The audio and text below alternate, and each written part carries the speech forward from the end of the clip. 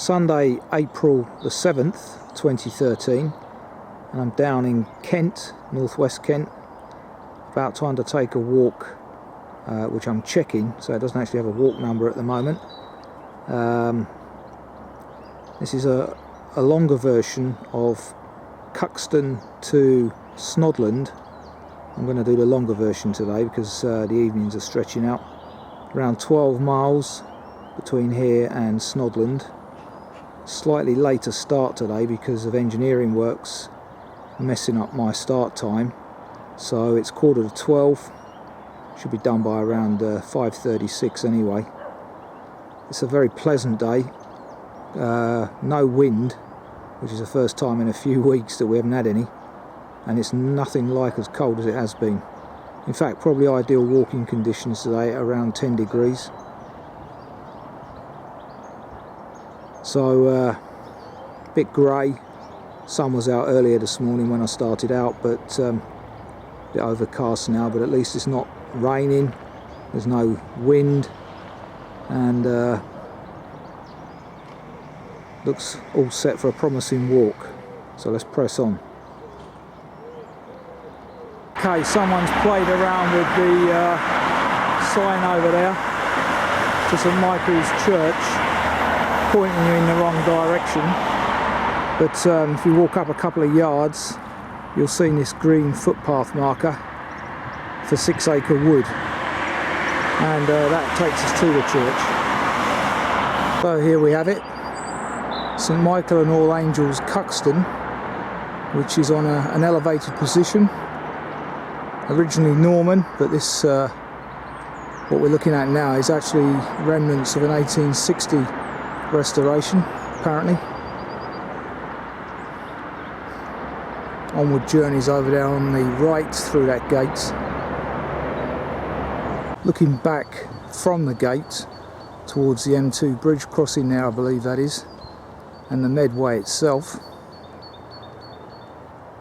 Great tit there in the distance. Omnipresent yew tree, in churchyards anyway.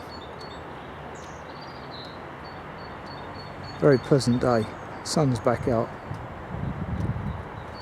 Okay, coming out the gate, got two options here, left or straight ahead. Take the route straight ahead, signposted as a nature trail, into 6 Acre Wood.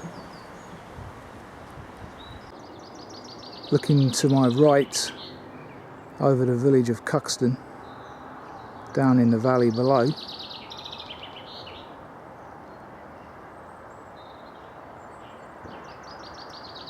Final view back over Cuxton before we disappear from the footpath.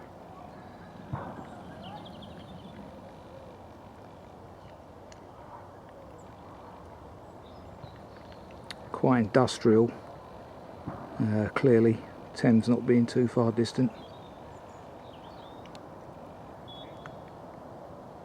Approaching the irregular shaped field referred to in the text, and we do a left here as indicated on that fence post.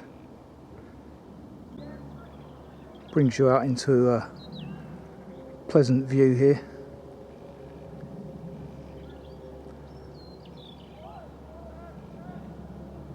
Don't take the path into the wood, but continue on past this interestingly created triangle here, on past the wood. Metal filled gate, turn right here, downhill on a chalky path. Pleasant valley view on my left, with a modern host. Cockerel in the background there.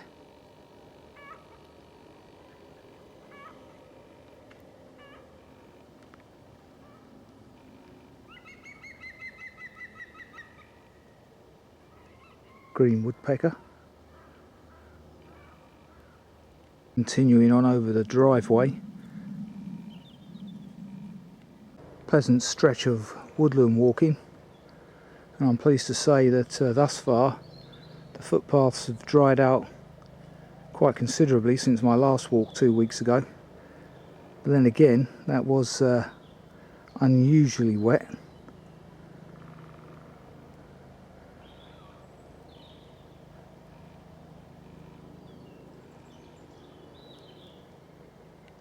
Now about to bear right and join the North Downs Way, for a short period at least. Having reached the hamlet of Upper Bush. It's quite amazing really, we're in the first week of April and there's still snowdrops around, albeit that they are drooping now. I dare say as the temperature increases they'll disappear, but what an incredible season we've had.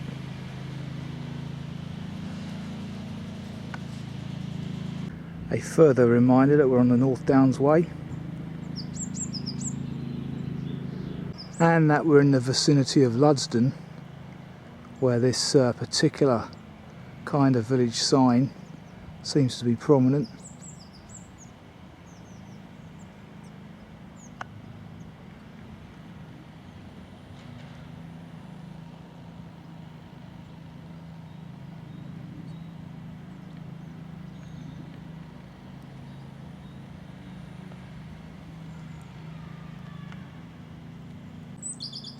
Not sure if that's very clear, but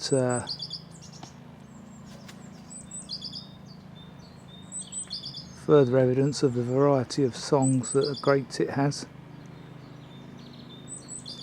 I think he's blurred.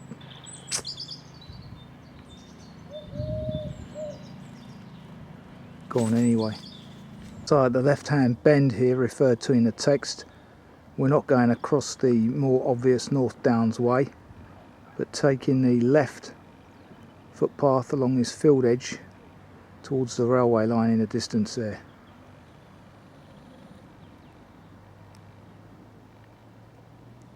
Just past North Downs Bed and Breakfast, we're taking RS 161 up towards the railway line again. The panorama back from the railway bridge.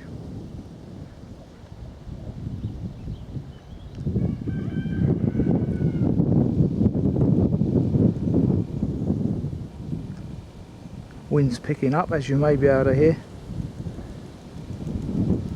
Entering Ranscombe Farm Reserve.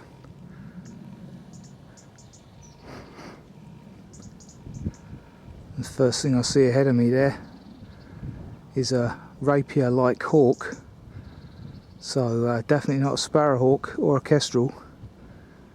I don't know what that is. Further views back from the top of the ridge, and as you'd imagine in terrain like this, plenty of skylark song.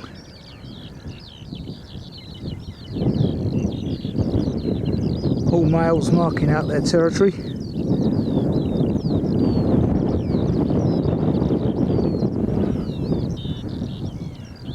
What delightful scenery, eh?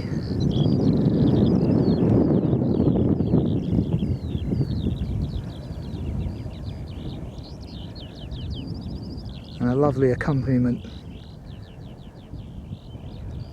Having just passed the metal gate, now following a number of trails including the Cuxton Community Heritage Trail.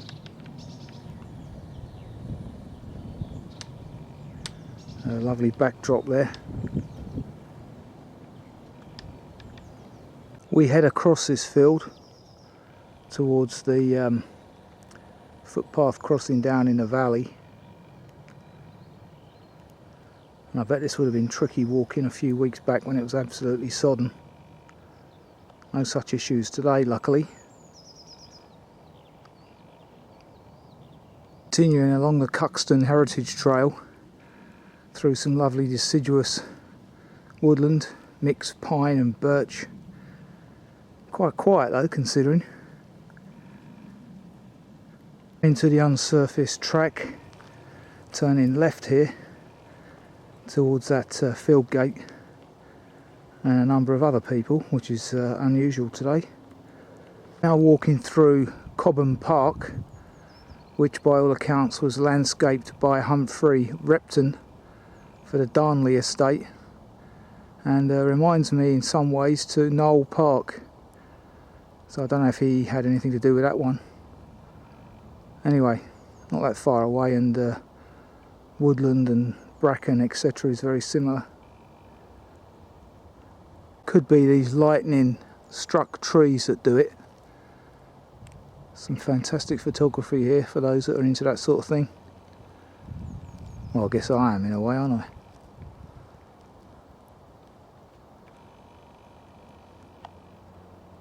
So there we have Darnley Mausoleum, constructed in 1786, but never actually used for interments.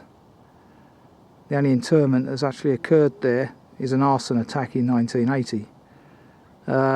So it survived all that time until modern times, which is a sign of the time. Young thugs no doubt set fire to it, hence the high fence around it.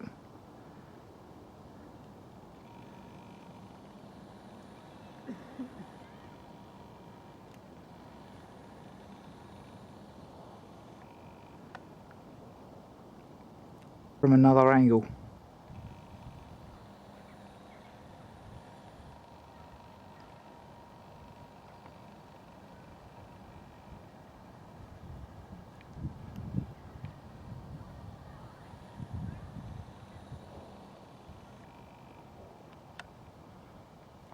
You can just about make out Cobham Hall there in the distance through the trees.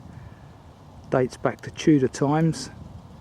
Sold by the Darnley family in 1957 and is now public school for girls. And by the looks of it, the grounds are a golf course.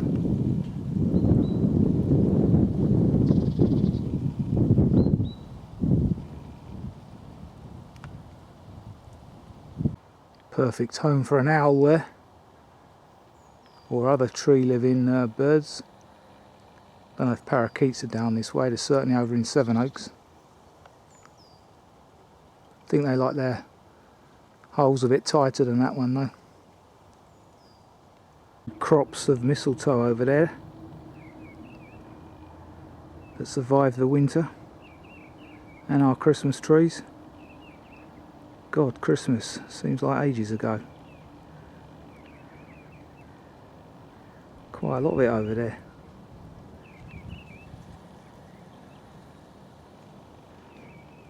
Yeah, I bet the field fares and redwings have gone now in the 2 weeks since I was last out. Cobham Hall from another angle.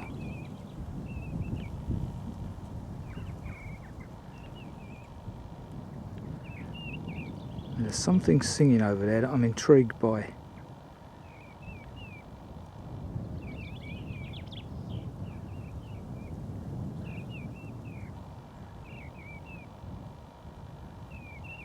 Got no idea what that is.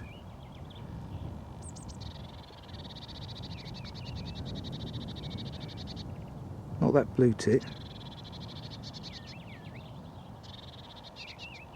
Some kind of thrush over there, possibly.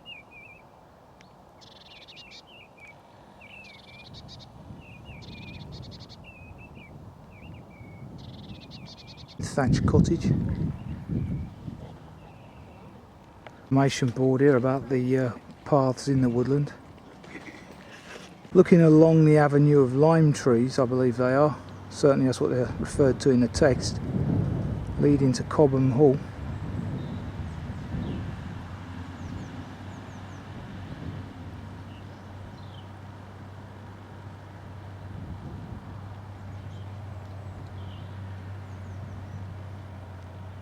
Just on the outskirts of Cobham now, and the lunchtime stops.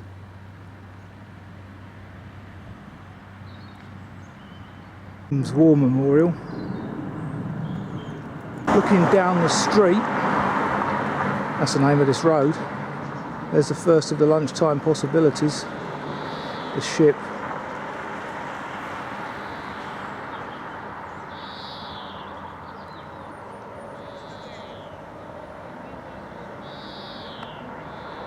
You got the Darnley Arms a few hundred metres on.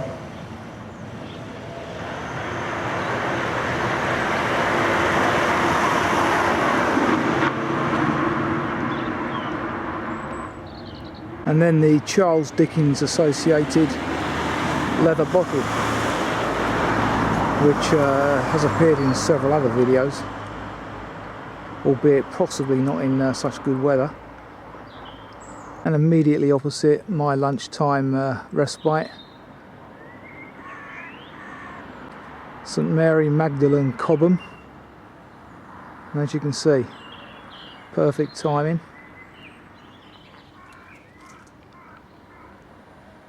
Just find a bench now.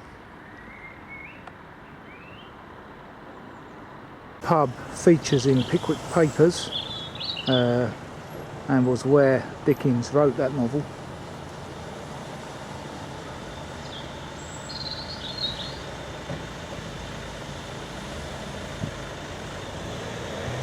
Nice garden around the back as well. Possibly the more expensive of the three pubs based on its touristic value. I can't vouch for that though. Some nice almshouses next to the church, which incidentally dates back to 1220 apparently, so quite an old place. Luckily for me, one vacant seat, which is all I can find in the churchyard anyway, and it's not in memory of anybody from what I can see, which is highly unusual. So, the unknown soldier. Lunch is served. Okay, 2 o'clock, lunch has been had, and whilst having it, this grave in front of me here, I noticed that all 3 of spring's major flowers are here: tulip, crocus and snowdrop. Anything really missing is a tulip and a bluebell, I guess. There is a blue flower down there, but I think that's a withered crocus. Anyway, not often that happens. A small cemetery at Cobham Church, alongside what looks like an orchard in the background there. The view that awaits us as we enter the corner of the large field described in the text. Done this before as well, and if memory serves me right, it was on this walk where I filmed the dead horse on a cold snowy day, right down the bottom here. Yeah, it's just around here the horse was, next to this lane. Gypsies, no doubt. Anyway, there's no carcass now. About 18 months ago that was. Plenty of work been going on this cutting. All the trees have gone. Covered in mesh. Stop stuff falling on the line. Very barren. Turn right here just in front of this white house. Passing horse paddocks on the right.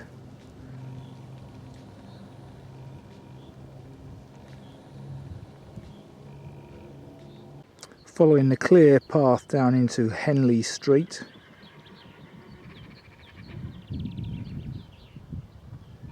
Still a very pleasant afternoon as well. So do a right here and you end up going towards the Cock Inn, which I filmed just before Christmas. Our onward journey is to turn left and go down the lane this way.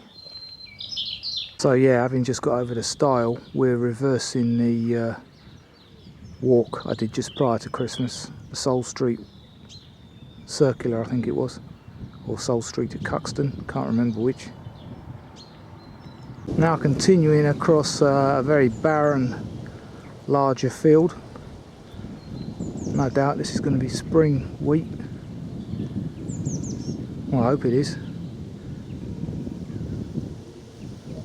Stood on the brow of the hill, looking back towards Henley Street there. These pylons are a little bit of an eyesore, but otherwise a pretty good view.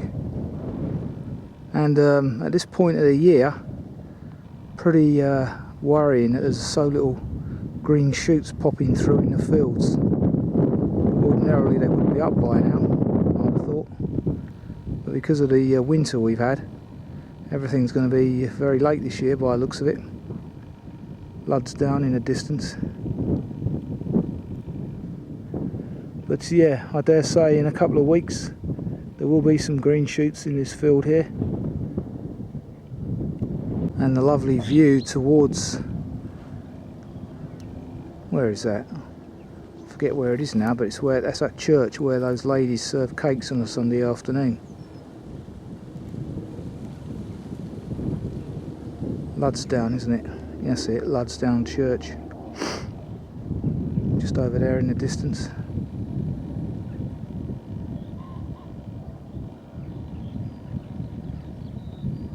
What a lovely afternoon it is. Fantastic. Perfect walking temperature. A little bit of a breeze now, but nothing untoward. It's in place for a cricket pitch, I must say. But looks like it's recently been levelled and cut, ready for the new season, which is not far off now, if it's not already started. Sometime in April, I'm sure. It's in the former village school. So there we have it again, the Luddesdown village sign, this time from a different angle.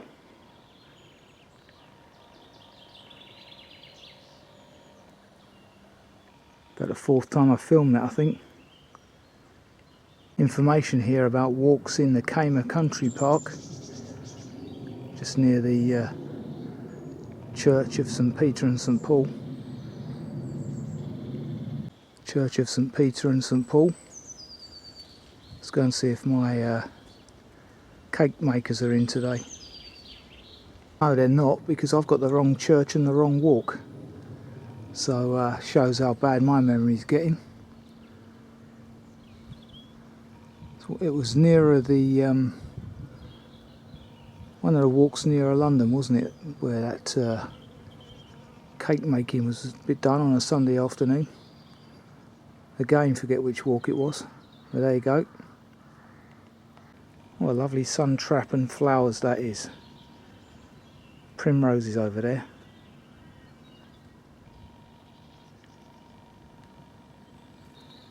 Fantastic. King Cup, as I now know that plant to be. Not buttercups. King Cup. And that lilac one there, lovely colour that is. That looks slightly like a crocus but isn't. Not sure what that is. Now following the Wealdway through this organic farm. So here's the sign, Luddesdown Organic Farms. Here's the wooden gate, supported by a concrete footpath marker there. And our onward journeys across the field here. Lovely to know it's all organic, eh?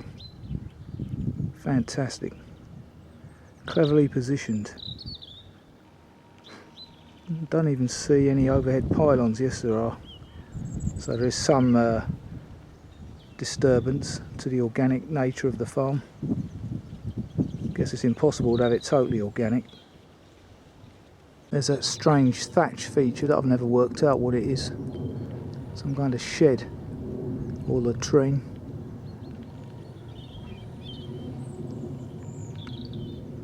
Organic cows over there. All well stored and protected by the bales of straw.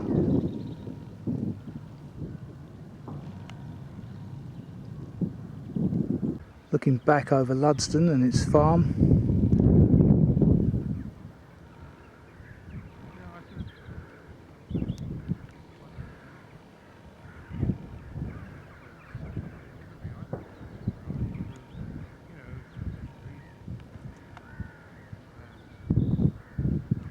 Memorial here at this style.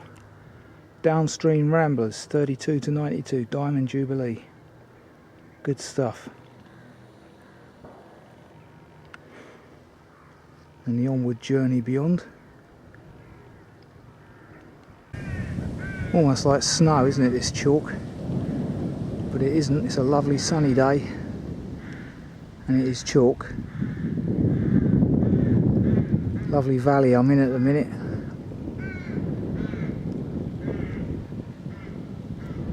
Crossing the next stile 75 metres away on the left, and then across these two large fields ahead of us. Path is clearly marked, and thus far the instructions have been very accurate, no issues. So we're now leaving the Wealdway, going down Wrangling Lane. As you can see, the footpath is 150 metres hence. Then left up what looks like a recently resurfaced bridleway, which is excellent. Clearly some very good work going on here.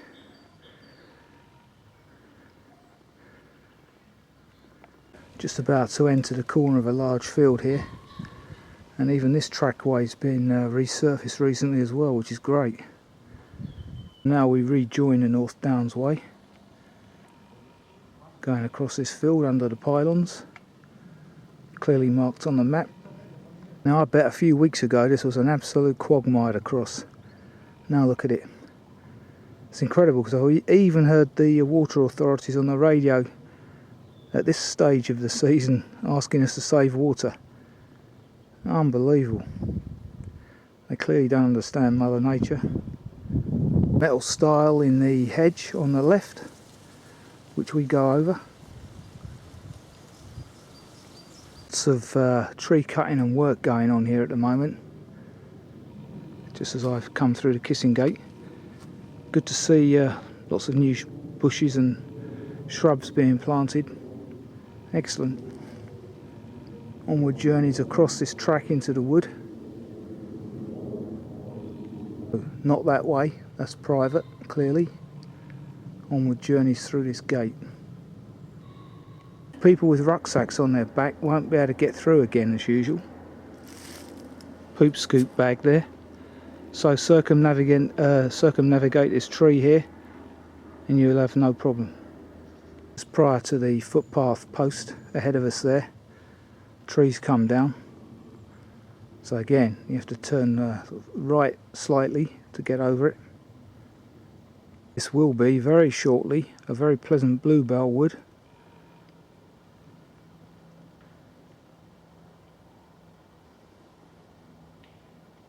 Okay, at this footpath marker in the middle of the field, we leave the North Downs Way because I'm going to Snodland. Turn off right towards those trees over there. I suppose a little bit of clarification might be needed here.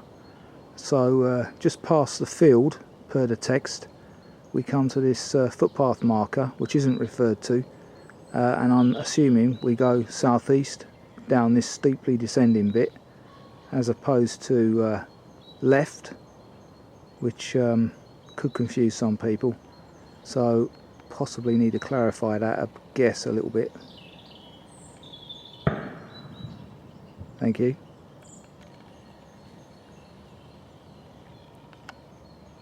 Lovely collection of primroses we have again. Delightful flower. So you've got all these flowers mixing each other up at the moment. Snowdrops and primroses out at the same time. Amazing. I'm assuming they're primroses. I might be wrong. Certainly look like it to me. Pleasant section of walking this. Very jungle-esque. You can just make out the faint path joining from the right there, where I've come from the immediate right. Over on the left you've got the Medway Bridge coming back into view.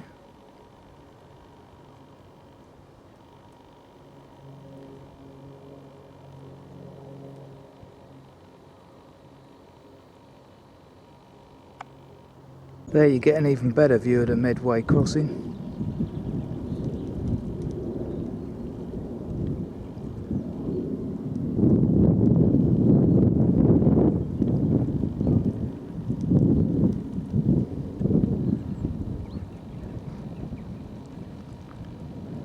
And the surrounding countryside.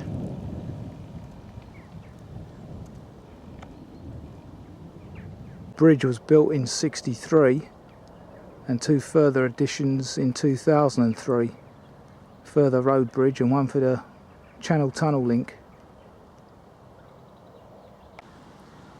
The view towards the A228.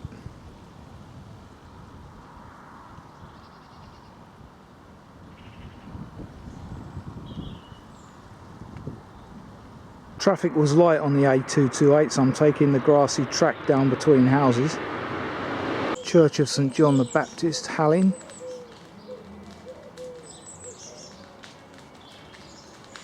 Record, the convenience store is closed at the moment, only open till 1:30 on a Sunday. Here we are at the Bishop's Palace, the sole surviving wall.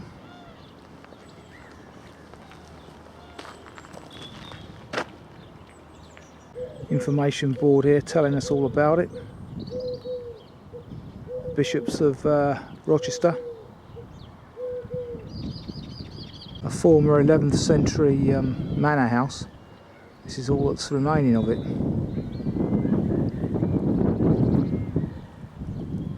So here we are, River Medway. Salt marsh opposite. Tide is coming in by the looks of it. Tidal here. Sorry, going out it would be. Getting my bearings wrong. Anyway, we do a right here for Snodland. Rather interesting clock there on top of the local church. Time is about 4:20.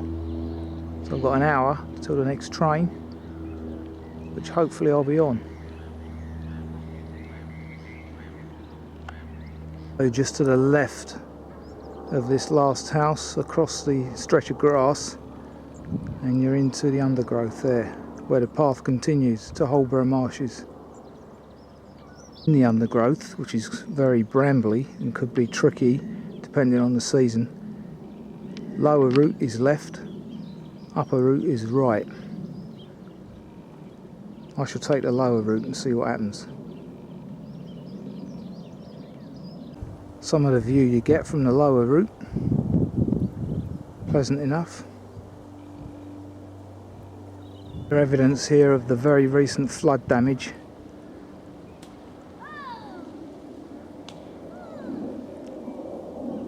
The gap in the fence is still open. There's the rough triangular area referred to in the text, which is Holborough Marshes. Here's the first of several footpath markers.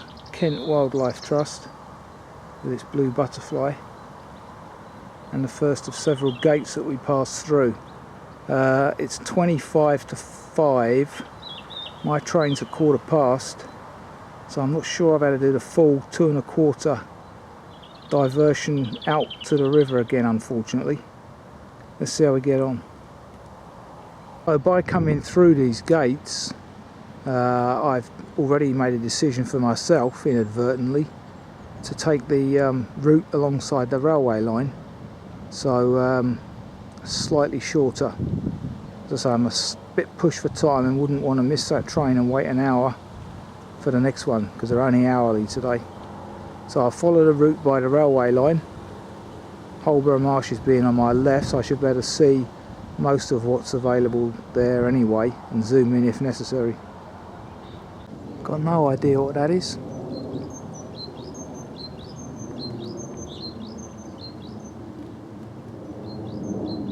Look at the forked tail. Some kind of fly catcher.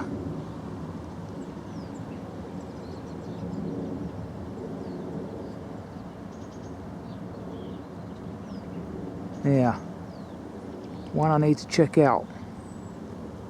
A forked tail's the prominent feature though.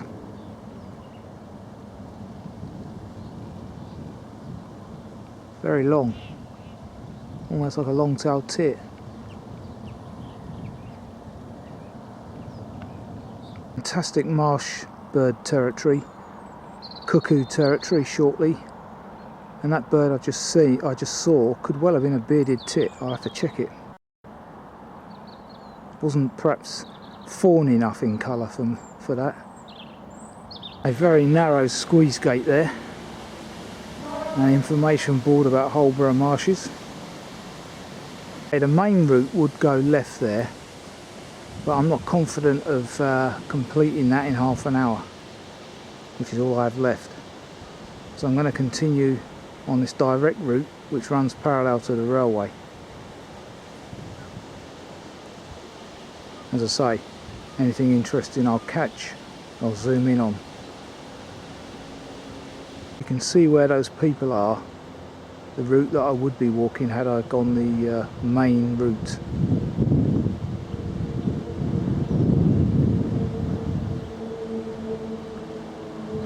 Nice church out there.